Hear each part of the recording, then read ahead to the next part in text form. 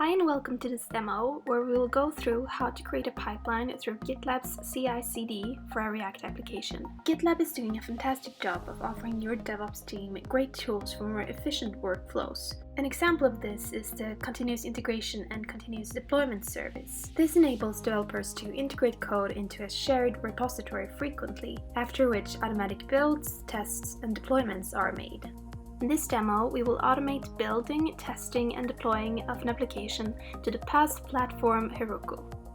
This is the folder that is connected to my remote repo on GitLab. This folder contains my React application and contains some simple just tests. As mentioned, this is a remote folder, and here it is on my GitLab account as well. The first thing we will do is create a GitLab CI YML file in the root of the project. In this file, we will specify the pipeline and give instructions to the CI what it should do. We will begin by specifying that we want to use the node Docker image, as our project is a React project. This ensures that the build and testing environments will be sufficient for the application. We will then specify the pipeline structure on the following format. We will first have an install stage, a build stage, a test stage, and finally a deploy stage. These stages will be defined by writing jobs that will belong to one or more of these stages. Let's begin with the install job. We will define it as follows. Firstly, we need to specify that the stage that it belongs to is the install stage. Then we will say that the script that this job should run is simply the npm install script, as this will install all the dependencies that the React application needs to run. We will then save these dependencies by specifying the path to them under artifacts. This means that during the next stages, these files can simply be used instead of needing to run the install script again. We will then move on to the build job. As for the previous job, we specify what stage that it belongs to and what scripts that should be used. Here we use the npm run build script. We will also define that the build job is dependent on the install job, which means that it uses the node module files that were created in the install job. Next, we will define the test job. We're adding the stage, and the script we use here is to run the just tests. It needs the files from the install job, so we will put those as a dependency as well. Finally, it's time to define the production job. As we will be using a tool called DPL built in Ruby, we will specify to use a Ruby Docker image. After this, we will use the command gem install DPL to install DPL. We then run the DPL command, specify Heroku as provider, and set the app name as well as the API key to environmental variables. We are now done with the GitLab CI file.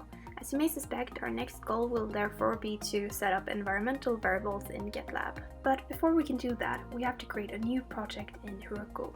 Click the New button and choose Create New App. Enter the name of the application and choose your location. Go to Settings, scroll down and add the Create React App build pack. A link to this build pack will be included in the description below. Next, we will collect the API key needed to be able to deploy to this Heroku account. We will now go to GitLab and set up the environmental variables. Go to your project folder, go to Settings and choose CI/CD.